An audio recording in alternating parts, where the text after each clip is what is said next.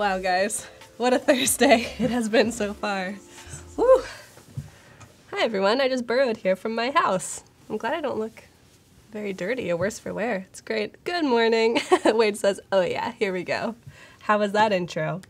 Gotta get creative on the second to the last day. Welcome, everyone, to day 8 of our daily creative challenge. Hello. Oh, goodness. Hi. Woo! Hey, Anna. Hello from Florida. Good to see you.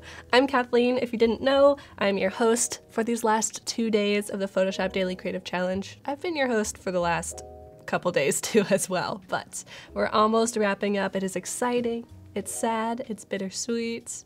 Oh, wow. Yep. Yep. I gotta avoid that gridlock, Sam. Us Bay Area people, we just gotta figure it out. Gotta do what works. What's up, Roman? I did that for you, Roman. Roman challenged me. He's like, what are you gonna do for the intro today? You gotta pop, lock, and drop it. You gotta do the robot. I said, no, I'm gonna get a little more creative. Is it too late to order our cap and gowns? No, Jonah. No cap and gowns required. You're working from your home computer, so you could be wearing pajamas. Who knows? And by the way, feel better soon. That stinks you're not feeling well. Today's challenge is we're going to be working with transform tools in Photoshop, specifically really hitting hard on the puppet warp tool in Photoshop.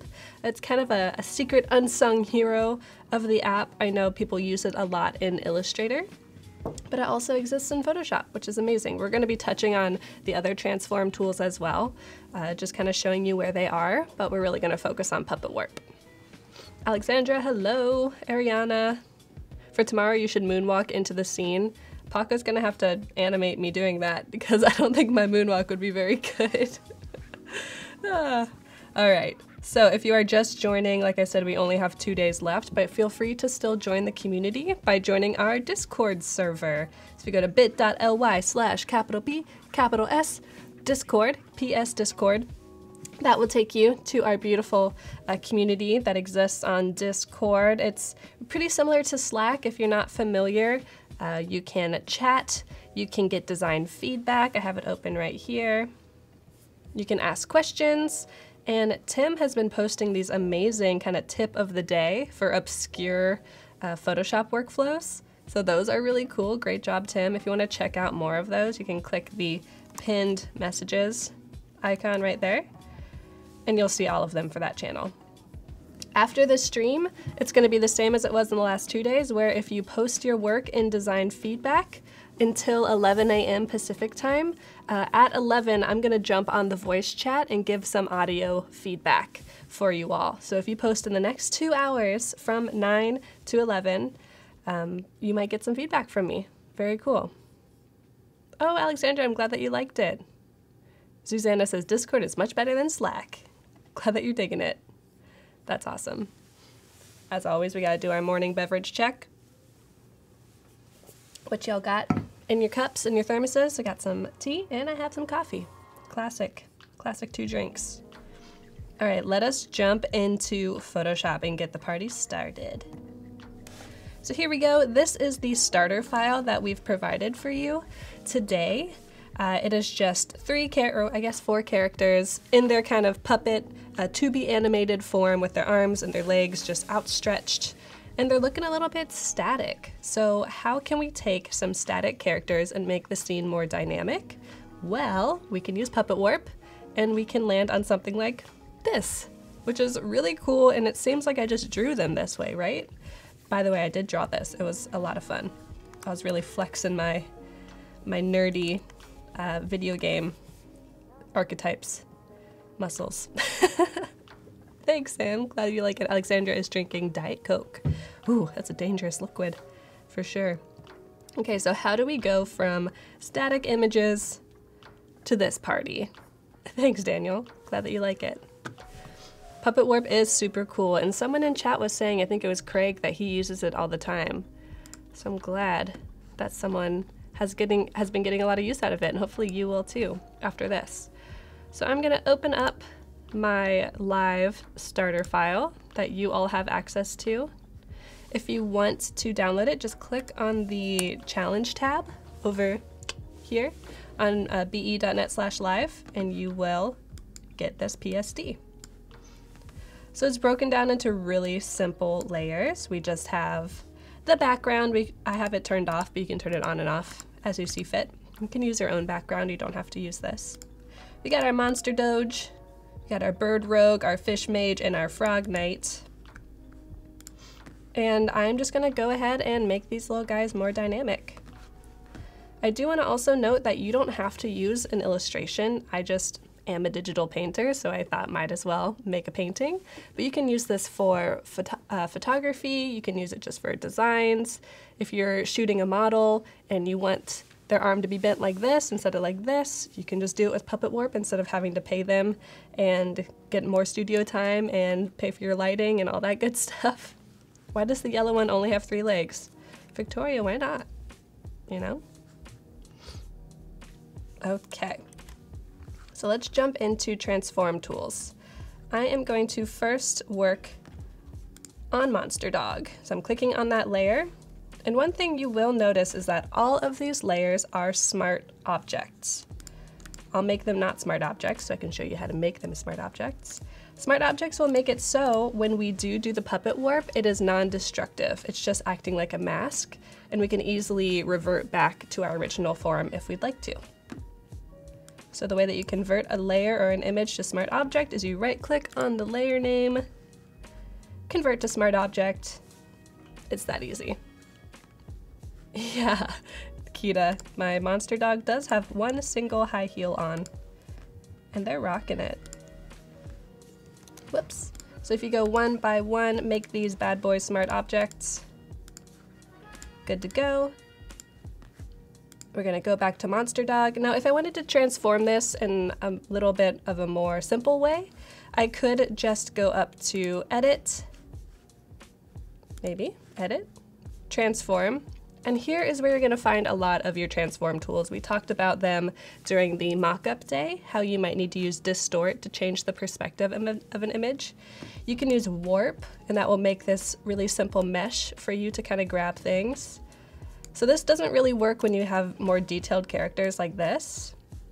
But say if you had a laptop screen that you wanted to mock up into a laptop, this works pretty well. All right, let's jump into Puppet Warp. So you go to Edit, Puppet Warp, and then you'll notice that my cursor becomes a little pin. This is like we're making a paper puppet, so we are adding pins into where we want to move things, and then we can rotate from there. Sam says, I use Warp all the time. Sam, what do you use it for? Susanna says, Louboutin are quite expensive. Yeah, you can't see the red sole of that heel, but it's there. Okie doke. So here we go. And someone is asking, can I demo Puppet Warp with a person pick? The workflow is really the same. These are kind of humanoid creatures, so you would place the pins in similar areas and move them in a similar way. So one way you can use pins is you can use them to pin things in place so that they don't move. So I'm gonna place 2 little pins in the leg because I don't want the leg to move.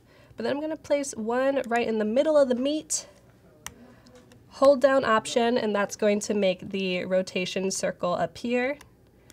Grab it, and I can rotate the leg. It's that easy. All right, then we are going to maybe place some pins in the arm. Place one right there, and instead of rotating, I can just grab it and move it that way as well. You can pull it out. Kind of like the idea that he's bounding forward. Oh, Wade, good call. It's very similar to using the puppet tools in After Effects. Let's grab one of these. Maybe rotate it a bit. Again, I'm holding down Option or Alt. And the last thing I'm gonna do is I'm gonna pin the base of the tail, throw a pin right in the middle, Option or Alt. Let's curve that tail because they're a happy dog. From here, you can really take artistic license. You could curve these horns. Whoop. There you go.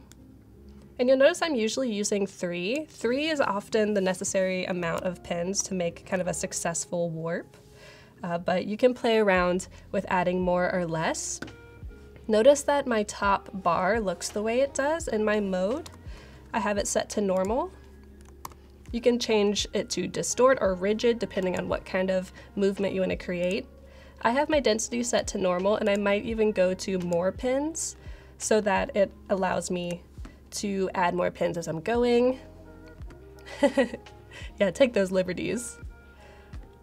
You can show the mesh of your actual layer so you can see where things are getting really cramped and when they might be a better place to put a pin, like when there is more air around them. So let's confirm those. And since this is a monster dog, I am going to make it a little bit bigger. So I just hit Command T to transform it to make it bigger. And it says smart filters applied will turn off temporarily when you transform them, but they'll be reapplied after you commit the change. So don't be scared if you see it go back to normal. I'm just gonna grab the corner, size it up, raise it up in the air, hit enter to commit the changes. There you go. And from there, I'm just gonna nudge it around. Let's turn on Keycaster so you can see my special hotkeys that I'm hitting. Okay. And I wanted to ask you all, do you think that this monster is like part of their pack, like part of the roving band? Or do you think this monster is chasing them and they're really scared? Let me know what your thoughts are. I have my own opinions. All right, monster dog is done. So we're just gonna do the same stuff with the other layers. You'll notice that this workflow is really just about one simple technique that you're just gonna repeat throughout. So it's a good time to just practice. So first thing I'm gonna do is I'm gonna raise up my bird because I want her in the air. Let's go to, remember, edit, puppet warp. I'm gonna turn off the mesh because I don't really feel like I need to see it. I'm gonna pin at her arm, put one in, whoops, pin there, rotate a bit, maybe even lift it up into the air like she's scared, she wants to fly away. And I'm interested to hear in chat if you do use Puppet Warp. Is it for more illustrative work? Is it for photography? The frog looks nervous for sure. That might just be his demeanor, I'm not sure. Ariana says the monster is part of the crew. Let's pin the hips. Those hips do not lie. Let's rotate.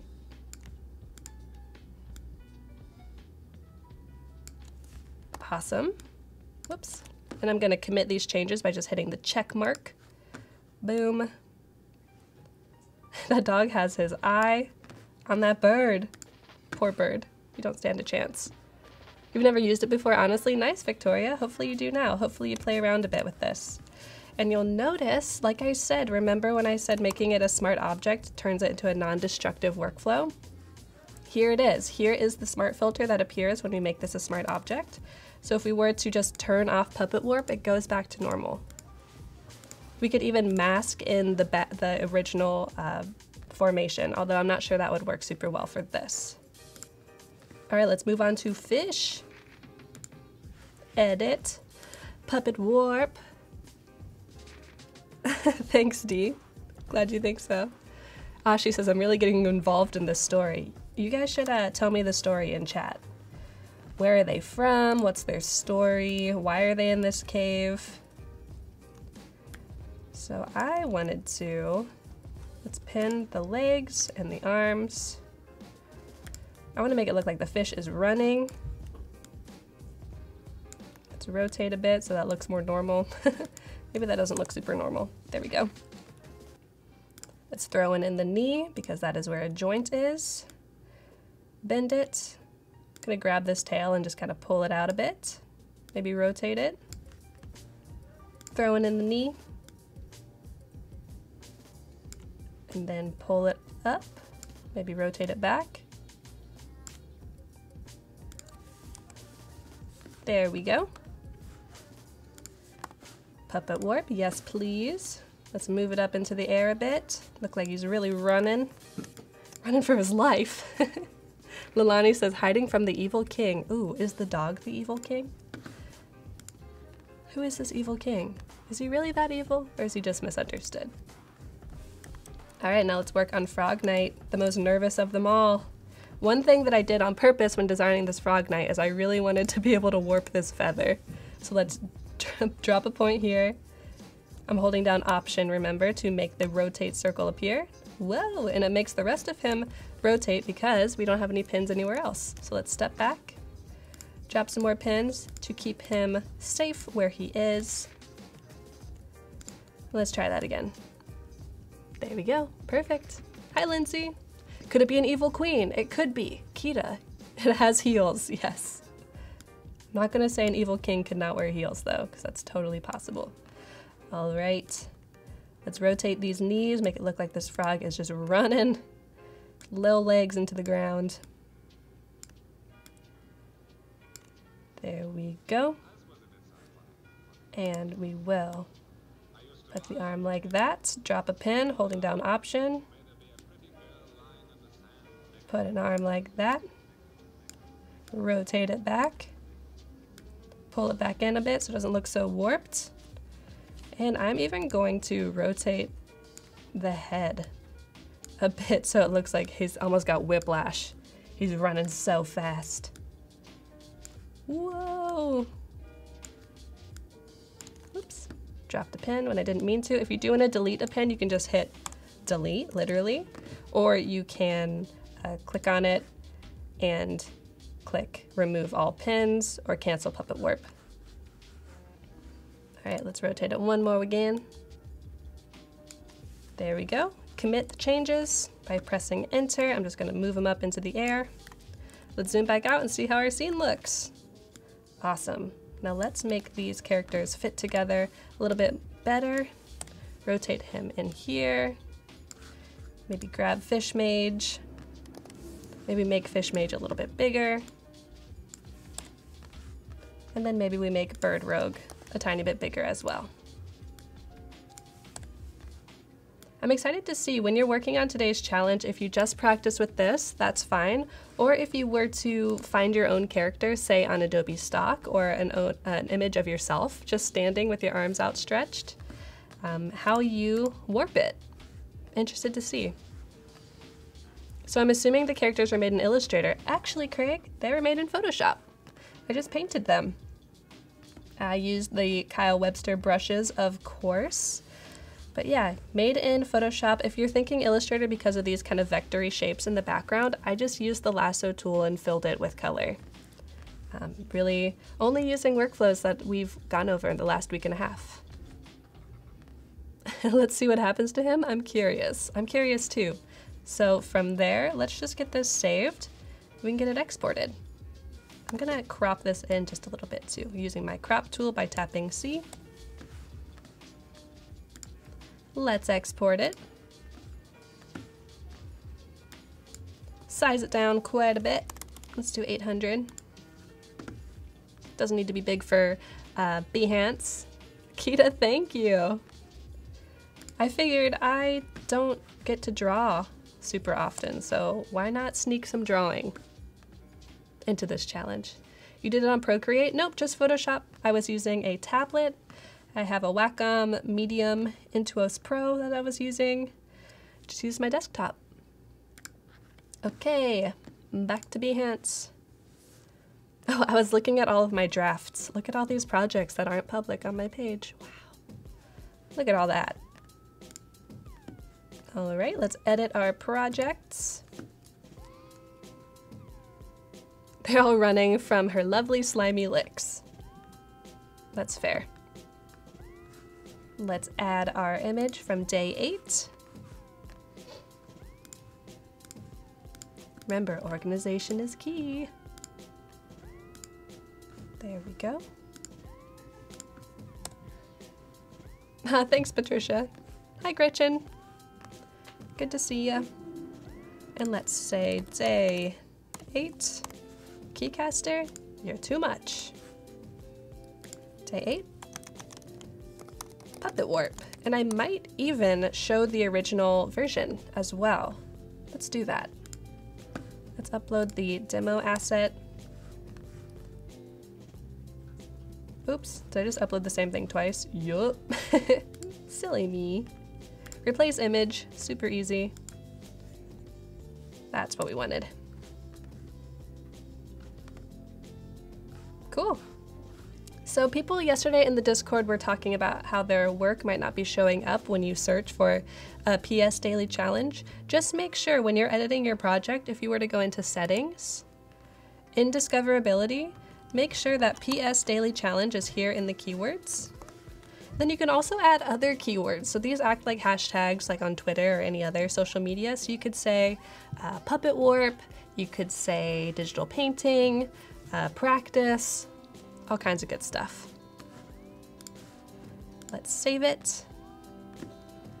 And like I mentioned, if you put that PS Daily Challenge in your keyword, you should appear when we search PS Daily Challenge and then filter by most recent. And I wanted to touch on a couple of these. We'll touch on Jonah and Ryan's because they've been working on theirs in the Discord channel. Let's look through a couple of these. Which ones have I not seen? I don't think I've seen this one or this one or this one. Got a couple minutes, let's do it. So Jonah's been working on updating this because he got some feedback yesterday during the live feedback session at 11 that there is some value issues in the text. So he's fixed that beautifully by making sure that the values of the text were darker or deeper than the background. Previously, they were a little light, and when you squinted your eyes, they kind of melted together.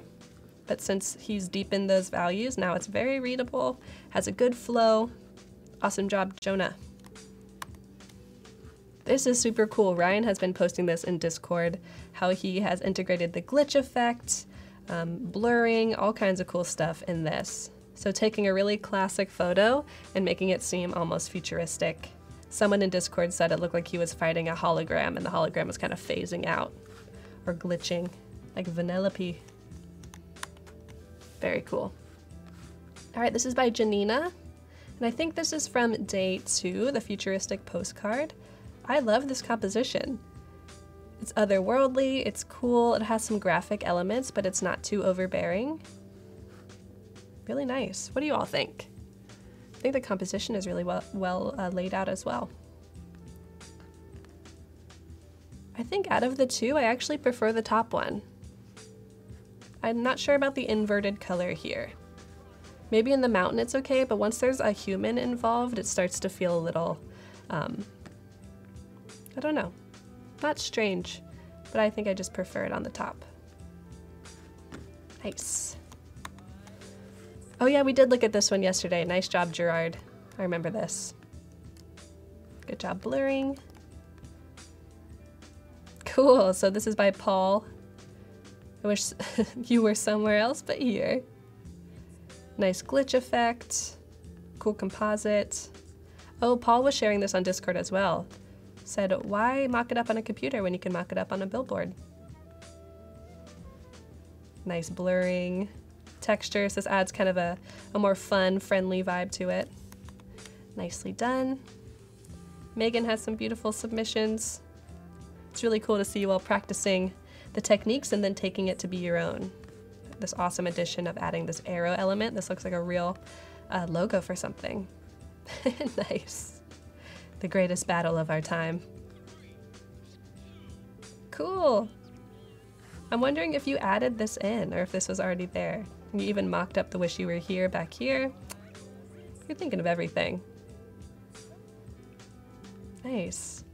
So you didn't just do the path blur, but you created your own graphic to go with it as well. And then use brushes. Very nice job, Megan. Okay, everyone, I'm gonna let you go in just a minute, but I do wanna remind you as well that today is the last day of Adobe Live for the week. So right after me, Kevin and Jesse are gonna be on doing some UI UX design in Adobe XD. So stick around for that, followed by Anna and Gus for more awesome XD designing. And then finally, Kevin and Jesse again. So stick around for that. They're just gonna be swapping places. It's great. Stick around be.net/live if you want to keep watching. And as a reminder, at 11, I'm gonna be giving audio feedback in the design feedback channel. So post your works in progress in the next 2 hours, and then click on Mentor Feedback voice channel, and I'll walk you through some good feedback. Thanks everyone, I will see you tomorrow morning. Bye.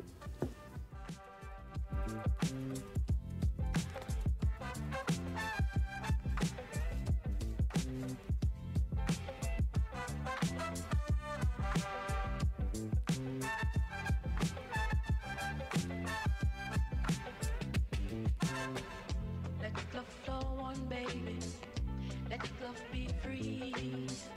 I reach for you, honey. You reach for me. For you, honey.